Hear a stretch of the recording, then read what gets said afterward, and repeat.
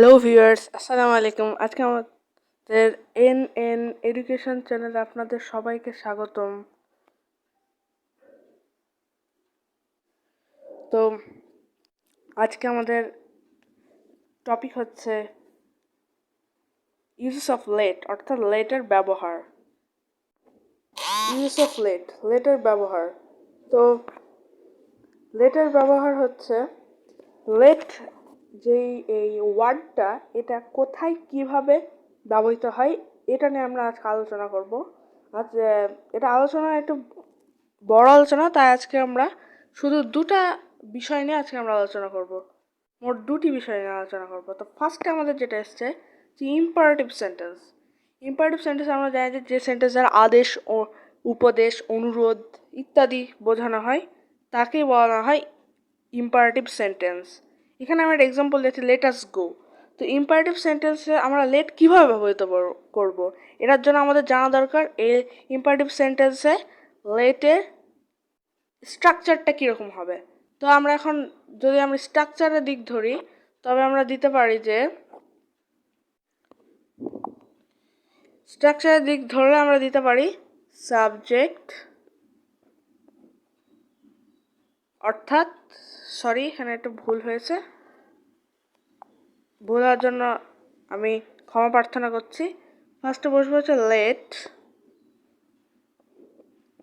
Let plus objectives.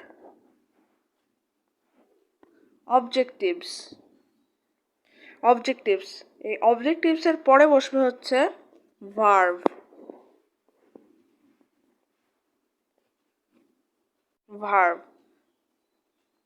এরপরে আর যারা আদার extra extension আছে আমাদের, সেটা বসবে।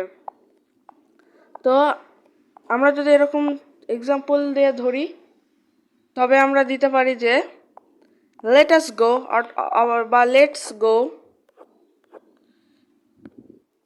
হ্যাঁ, তো আমরা ইম্পারেটিভ সেন্টেন্সের আমরা এখন ইউজেসটা জানলাম। আমরা এখানে এটাতে এক্সাম্পল দেখি। এক্সাম্পল যদি আমরা এখন দেখি, তবে আমরা দিতে পারি যে লেট আস গো। আমি এখানে একটা এক্সাম্পল দিয়েছি, এটাকে লেটস গো বলা যায়। লেটাসের শর্ট ফর্ম হচ্ছে লেটস। এরপরে আরও আমরা যদি সেন্টেন্স বা এক্সাম্পল দিই, তবে দেওয়া যেতে পারে let us read, let us write, let us say, এরকম আরও এক্সাম্পল, সহজ এক্সাম্পল দেওয়া যেতে পারে। আমি কঠিন এক্সাম্পলে যাচ্ছে না, সহজ এক্সাম্পল থেকে আমাদের শুরু করতে হবে। কঠিন দিয়ে যদি শুরু করি, তবে বুঝতে সমস্যা হতে পারে। তো আমরা এখন ইম্পারেটিভ সেন্টেন্সে লেটের ব্যবহারটা জানলাম।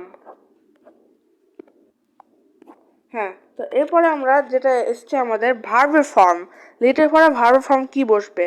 তো লেটের পরে আমাদের অবশ্যই জেনে রাখা উচিত যে লেটের পরে অলওয়েজ ভার্বের ফর্ম বসবে হচ্ছে যেটা বেস ফর্ম, অর্থাৎ আমরা যেটা মেইন ফর্মও কেউ বলে থাকি, অর্থাৎ যেটা হচ্ছে প্রেজেন্ট ফর্ম, যেটা সেটাকে বেস ফর্ম বলা হয়। অর্থাৎ যেটা ভার্বের মূল ফর্ম যেটা, সেটাই হচ্ছে বেস ফর্ম। তা এটাতে যদি আমরা এক্সাম্পল দিই, তবে দেওয়া যেতে পারে যে লেট আস গো, আগের এক্সাম্পলই।